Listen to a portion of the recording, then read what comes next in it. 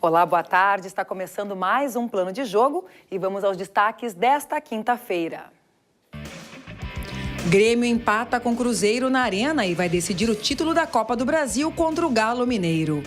Inter joga melhor, mas fica no 2-2 com o Atlético Mineiro e está fora da decisão.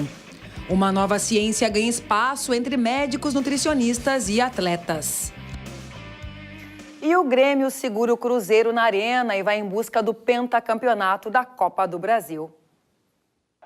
O tricolor jogou pelo regulamento e conseguiu a vaga para a final da Copa do Brasil. O time treinado por Renato Portaluppi empatou em 0-0 com o Cruzeiro e volta a uma decisão importante depois de 9 anos. No confronto de ida, a equipe havia vencido por 2-0. Poderia até perder por 1 gol de diferença que seguiria no torneio. Por isso, usou todas as táticas possíveis. Fez cera, picou suas linhas, saiu no contra-ataque e conseguiu a vaga na decisão. E vai lutar agora pelo pentacampeonato da Copa do Brasil. Desde 2007 que o Grêmio não atingia uma decisão importante. Esteve em finais do Gauchão, mas vai poder romper um jejum de títulos relevantes que dura desde 2001, justamente com o título na própria Copa do Brasil. Desde 2010, a equipe agora pode acabar com a maior fase sem títulos da história de clubes gaúchos. O tricolor vai encarar na final o Atlético Mineiro, que empatou em 2-2 com o Inter e confirmou a vaga porque venceu o primeiro jogo por 2-1 em Porto Alegre. A definição de mando de campo acontece amanhã, 9 horas da manhã, na sede da CBF. Os jogos decisivos estão marcados para os dias 23 e 30 de novembro. Já o Inter assusta o Atlético Mineiro, mas não consegue vencer e fica de fora da decisão da Copa do Brasil. Após vencer o primeiro jogo por 2-1 em Porto Alegre, o torcedor do Atlético Mineiro lotou o estádio Independência e esperava uma partida tranquila diante do Inter. Mas quem dominou as ações foi o visitante. Aos 26 minutos, Valdívia colocou Anderson dentro da área. O camisa 8 encontrou Ailon entrando cara a cara com Vitor, deu o passe e o atacante empurrou para o gol. O Galo buscou o empate aos 45 minutos e uma falha do Inter. Ceará foi desarmado por Leandro Donizete. A bola chegou nos pés de Robinho, que bateu sem chances para Danilo Fernandes. Mas o 1-1 durou apenas 2 minutos. Eraso recuou para Vitor, que dominou a bola de canela.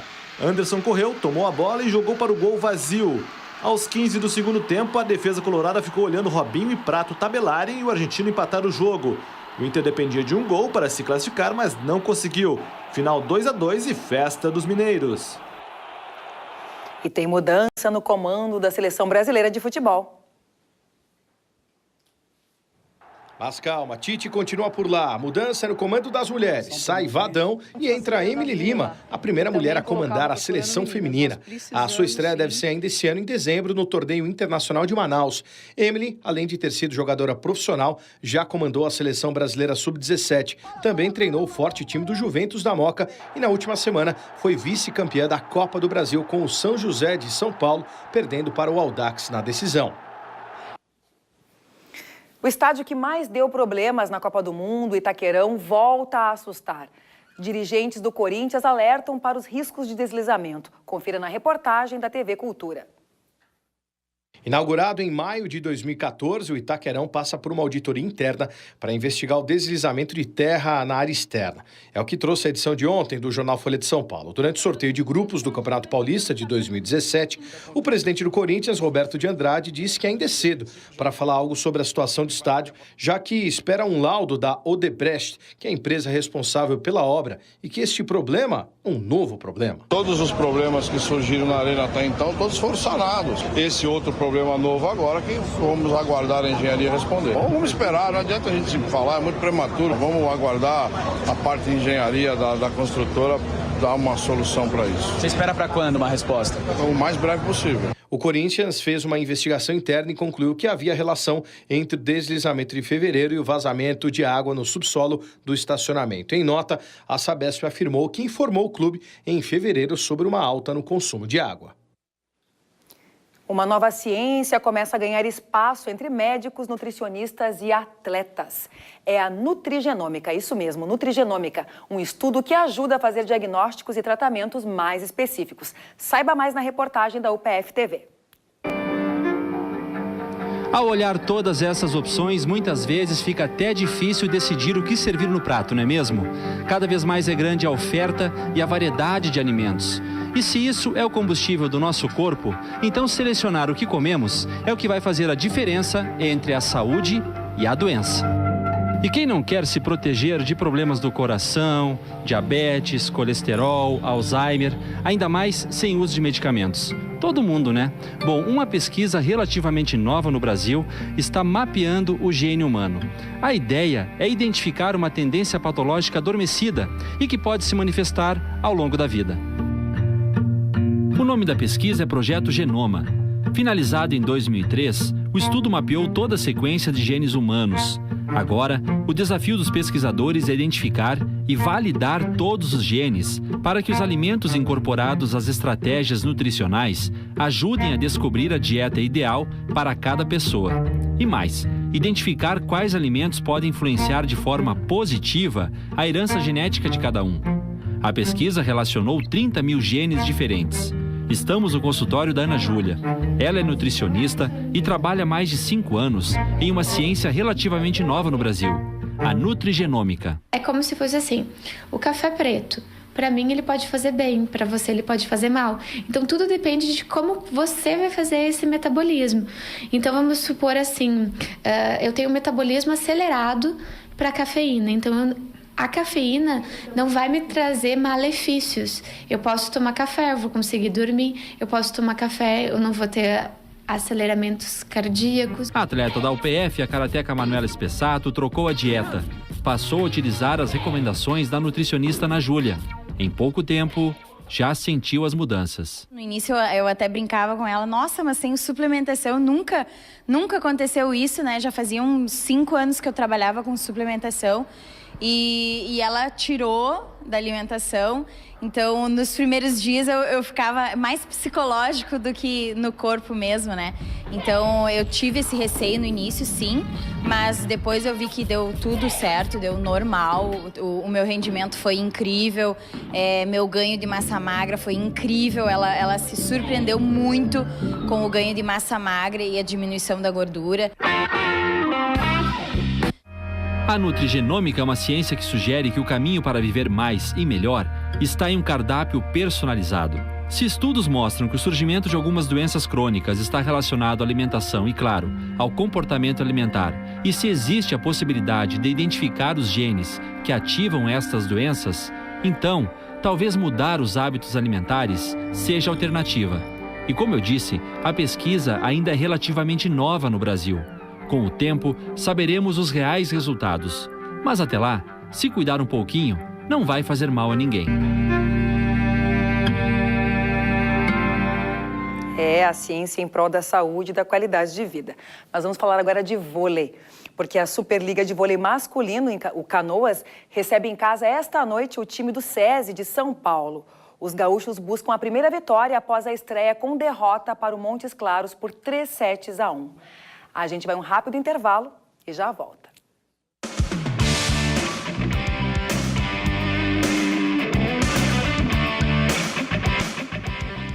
Agora a gente fala de um projeto realizado em Novo Hamburgo que une esporte e cidadania. E não por acaso o projeto tem esse nome.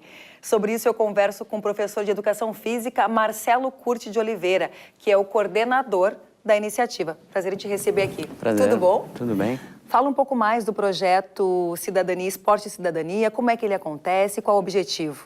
Bom, o projeto ele está num segundo momento, então é a segunda vez que ele está acontecendo, só que nós expandimos um pouco mais o projeto. Antes ele tinha só a proposta do futebol, depois nós agregamos alguns outros esportes coletivos, como o basquete, como o handball e como o vôlei.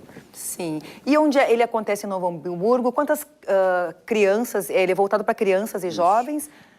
É isso, a faixa etária dos participantes é entre 6, 7 e 16 anos de idade. Então, o número ele é bastante variável. Então, aproximadamente, hoje nós estamos com 110, 120 crianças nos 4 parceiros que nós temos. Sim, e quais foram as outras atividades agregadas? Falou que ele começou com o futebol, agora o que ele inclui? Então, ele passou a incluir o handball, ele passou a incluir o basquete, ele passou a incluir também o vôlei, que nós entendemos que eram outras modalidades, que muitas vezes elas ficam um pouco mais escanteadas, deixadas de lado, Mas, assim, o futebol ainda é o nosso carro-chefe, digamos assim. E o objetivo dessas atividades esportivas é a inclusão social ou também tem a oportunidade de descobrir talentos? Qual é o foco do projeto com o trabalho dessas crianças? Boa, essa é uma excelente pergunta, porque o foco principal é nós trabalharmos com o desenvolvimento motor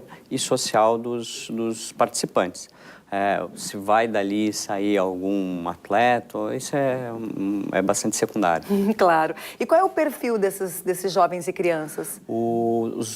Para participar... Não, pergunta assim, um perfil social, né? São crianças em vulnerabilidade social, sim, elas estudam no contraturno. Todos, exatamente. Então, são todos crianças em situação de vulnerabilidade social e o projeto ele acontece no contraturno escolar. Então, uma prerrogativa para você participar do projeto é estar matriculado e frequentando, não só matriculado, mas frequentando lá a escola. Recentemente vocês tiveram uma atividade no campo do São José, aqui em Porto Alegre, né, na Zona Norte. Qual foi essa atividade e teve alguma interação com o clube? Sim, então um dos nossos parceiros, que é o Degafute, ele também tem uma escolinha, ele também nutre uma escolinha. Então o projeto, muitas crianças da escolinha treinam no projeto e vice-versa. Então eles fizeram um jogo contra o São José. Que legal. Então eram três categorias, né? Então sub-10, sub-12, sub-14 que participaram lá.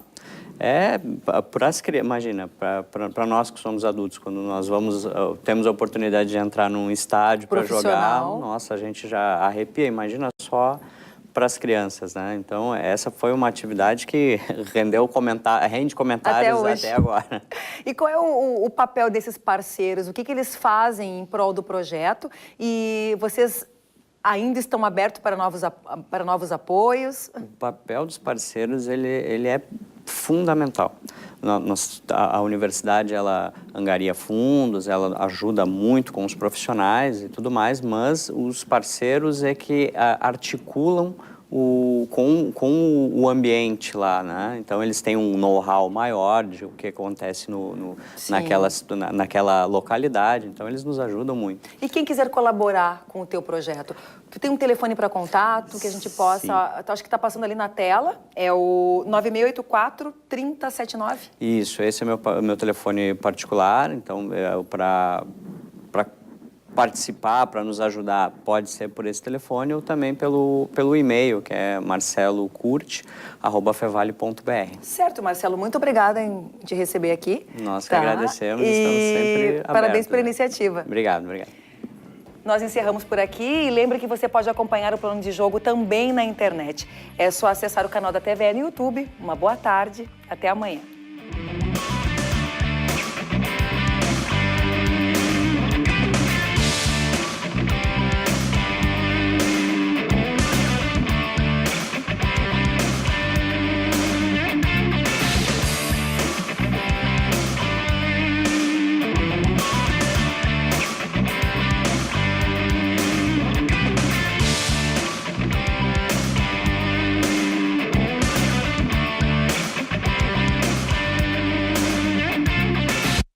Plano de Jogo. Apoio Cultural Sesc. A força do Sistema Fecomércio ao seu lado.